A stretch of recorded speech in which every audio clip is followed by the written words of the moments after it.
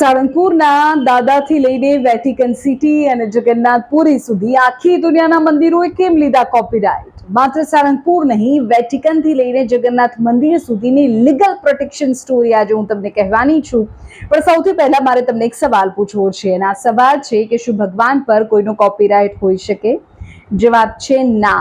ભગવાન સૌના છે, ભગવાન પર કોપીરાઇટ નથી. પણ સાળંગપુર મંદિરે કિંગ ઓફ સાળંગપુરના સ્વરૂપ માટે, એ જે સ્પેશિયલ સ્વરૂપ છે, જે આર્ટ વર્ક છે, તેના માટે ટ્રેડમાર્ક લીધો છે. એટલે આ જે મંદિરોનો ટ્રેડમાર્ક અને કોપીરાઇટ લેવાની વાત છે, તો એ માત્ર સાળંગપુર અત્યારે ચર્ચામાં છે એવું નથી. આ ટ્રેન્ડ વૈશ્વિક છે અને આની પાછળ ખૂબ મોટું લીગલ લોજિક છે. એટલે આજના વિડીયોમાં હું તમને કહું છું કે અગાઉ ભારતના કયા કયા મંદિરોએ આવી રીતે લીગલ પ્રોટેક્શન લીધું છે, ટ્રેડમાર્ક લીધો છે. ક્યાંક મંદિરો પાસે, ક્યાંક મંદિરના લોગો પાસે, તો ક્યાંક મંદિરના સ્પેશિયલ પ્રસાદ પાસે લીગલ પ્રોટેક્શન છે, સ્પેશિયલ ટેગ છે, ટ્રેડમાર્ક છે. સૌથી પહેલા થોડી વૈશ્વિક વાત કરી લઈએ. ખ્રિસ્તી ધર્મના સૌથી મોટા કેન્દ્ર વેટિકન સિટી વિશે તમે સાંભળ્યું હશે. ત્યાં પોપના નામ, લોગો અને ઓફિશિયલ સીલ પર ટ્રેડમાર્ક રાઇટ્સ છે. હવે ભારતની વાત કરીએ તો ભારતમાં આપણા જગન્નાથપુરી મંદિરના જગ પ્રખ્યાત પ્રસાદ પાસે જીઆઈ ટેગ છે.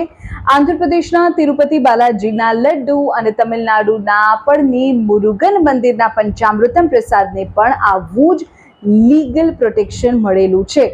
તમને ખ્યાલ હોય તો જ્યારે અયોધ્યામાં પ્રાણ પ્રતિષ્ઠાની ઇવેન્ટનો ધમધમાટ હતો, એ જ દરમિયાન હનુમાનગઢીના જે લડ્ડુ આવે છે, એ લડ્ડુને પણ જીઆઈ ટેગ મળ્યું છે.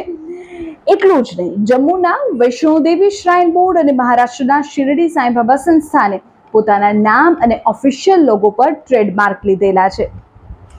આ પ્રસાદ જે છે તે અલગ અલગ સંસ્થાનોના કે જેની પાસે જીઆઈ ટેગ છે, તો એનો અર્થ એવો થયો કે પ્રસાદ ત્યાંની ખાસિયત છે. તેના નામ પર કોઈ નકલી પ્રસાદ ન વેચી શકે, કોઈ નકલી વેબસાઇટ બનાવી ભક્તો પાસેથી ડોનેશન ન ઉઘરાવી શકે. એટલે આવા સ્પેશિયલ ટ્રેડમાર્ક લેવામાં આવે છે. અમૃતસરના સુવર્ણ મંદિર ગોલ્ડન ટેમ્પલના આર્કિટેક્ચર અને લોગોના અનઅધિકૃત ઉપયોગ પર કડક પ્રતિબંધો છે. તો સવાલ એ નથી કે શું ભગવાન પર ટ્રેડમાર્ક છે. હા, તમને એવો સવાલ ચોક્કસ થઈ શકે કે મંદિરો કે ધાર્મિક સંસ્થાઓ આવું કેમ કરે છે? તો એનો જવાબ ખૂબ સિમ્પલ છે.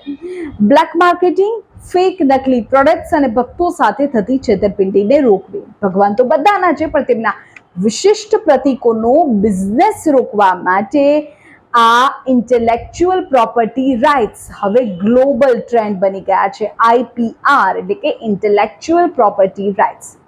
ધર્મ અને કાયદાનો આ સંગમ તમને કેવો લાગ્યો? શું આજે મંદિરોની ટ્રેડમાર્ક, કોપીરાઇટ્સ અને ટેગની આ કે વાત છે તેને તમે યોગ્ય ગણો છો? કમેન્ટ કરીને કહેજો.